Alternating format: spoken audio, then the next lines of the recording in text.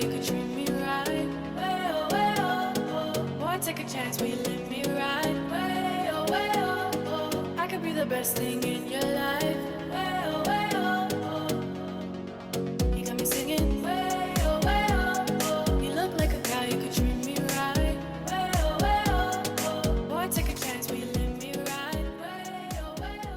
Hello everyone and welcome back to Conservation Street. Today I'm joined by Rob, also known as Rob the Ranger. How are you doing, Rob?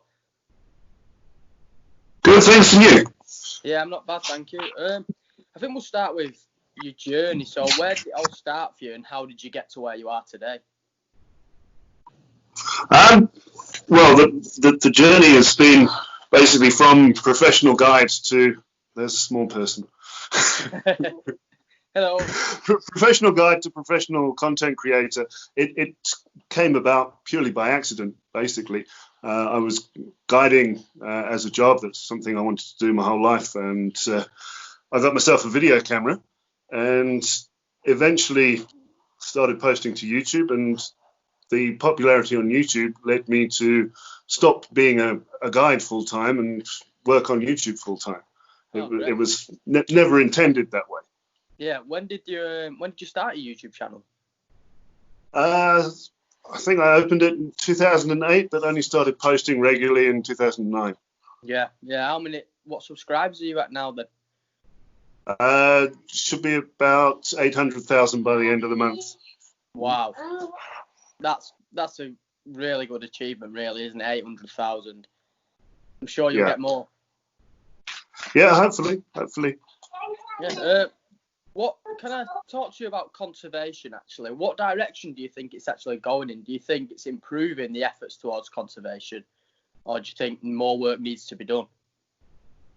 I think there's always more work that needs to be done with conservation, but I think that there's a lot more awareness now. And things are, or were, up until Corona, things were starting to improve.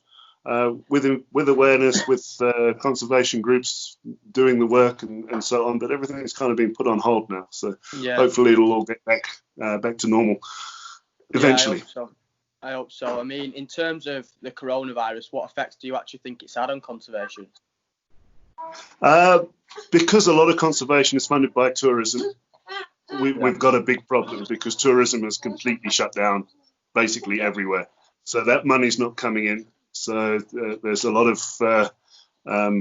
people out there that are, guys that are working, trying to keep things going in this time. Yeah. So hopefully or at least some of the restrictions will be lifted soon enough, so things can keep going. But overall, we're looking at probably a 90% reduction in income for everything. And we can't ask people for donations because people all over the world aren't working. People don't have the money. So it's a long-term problem, and it's going to take a while to get back to normal. Yeah, it's uncertain times, isn't it, really? Yeah. It's a shame. Let's hope it all gets turned over soon. Are you currently working on anything conservation-wise yourself? I'm trying to...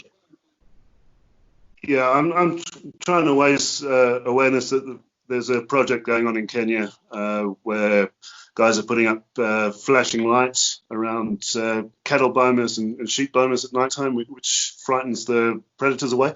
Because in Kenya, there's no fences around the game reserves. So the people on the outside are always in conflict with the wildlife.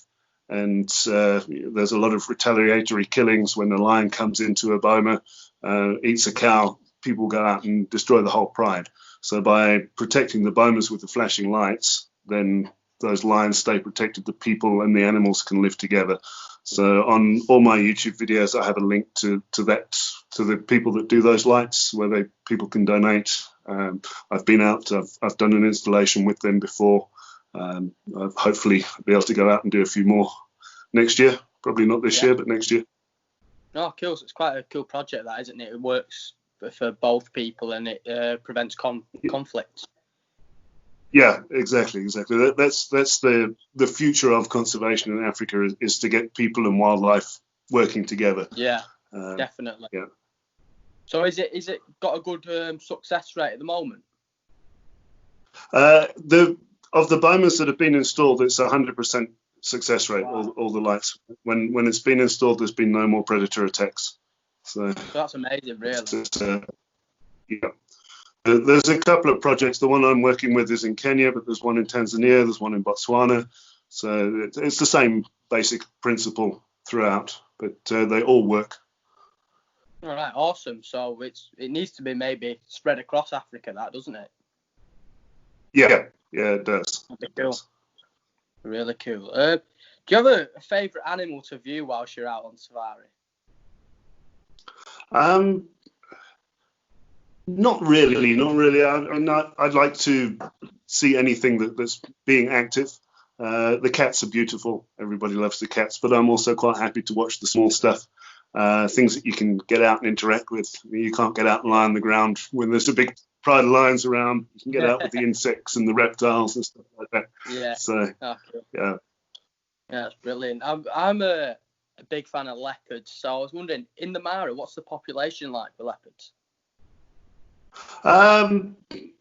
They're fairly shy there, most of them, but there is a fairly decent population. I don't think there's any less leopards in the Mara than there are in other reserves. It's just they're a little bit harder to see, and there's a lot less bush there, so they tend to be in what bush there is. So it's hard to find them. So places like Sabi Sands in South Africa and South Luangwa in Zambia, you'll probably see leopards more easily, but it doesn't mean that there's more of them there.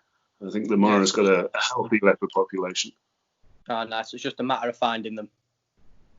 Yeah, it is. Yeah. Do you travel around quite a lot, or do you tend to stay based in the Mara?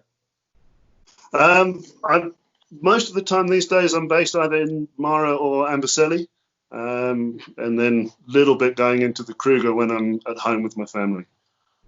Yeah, so it's quite cool. Is there anywhere you'd like to visit? I went 2 years ago to Uganda to see the gorillas. I'd like to go back and spend a little bit more time with them and go and do the chimps and that sort of stuff. I would love to go to Botswana. Botswana's very expensive. That'd be nice though. It'd be cool, wouldn't it? To Okavango Delta and things like that. Yeah. Really nice. I want to go on to guiding. I know you said you're not really guiding anymore, but is there any tips you'd give to someone who wants to go into the guiding industry? There's a lot of really good training companies around for guiding, but there's so much to choose from. If somebody really, really wants to do it as a profession, they need to find one of the companies like Eco Training that does a full course and a placement at the end of it, because it's quite a small industry. So even if you've got the qualifications, it's very hard to get your foot in the door and get in there. So if you're doing a course that's got a placement, that gets you in there, that gets you known by people, and that's going to be better in the long run to get yourself a job in the industry. Yeah, so it's a matter of getting that experience, isn't it? Like you say, a foot in the door. So exactly. Yeah. Is there any what does the future hold for you then? Where do you see you going, and what do you think will happen with your YouTube channel? Is there anywhere you want to take that you'd like to try? I'm quite happy with the trajectory it's on right now. What I'm looking at now, because of all the problems that the tourism's having with this corona, is once tourism opens again, being able to go to different places and use that platform that I've got to show people that places are open, places are safe to come. And I think having that platform is going to be able to get me into a lot of places that I haven't been before. People will want to show that they're open. Yeah, cool. So what was the actual purpose behind your YouTube channel? Was it something that just came around and you thought, well, I might quite enjoy doing that? Or is there an educational side that you wanted to push?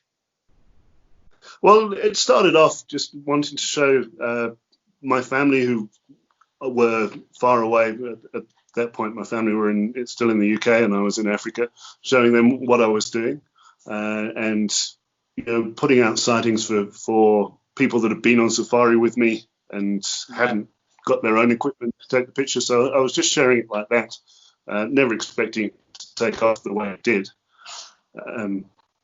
So, I mean, now I'll do a little bit of educational here and there on some of the videos, but mostly it's just sharing the sightings for those that wouldn't have been able to see it otherwise. Yeah. Would you like to take it overseas at any point?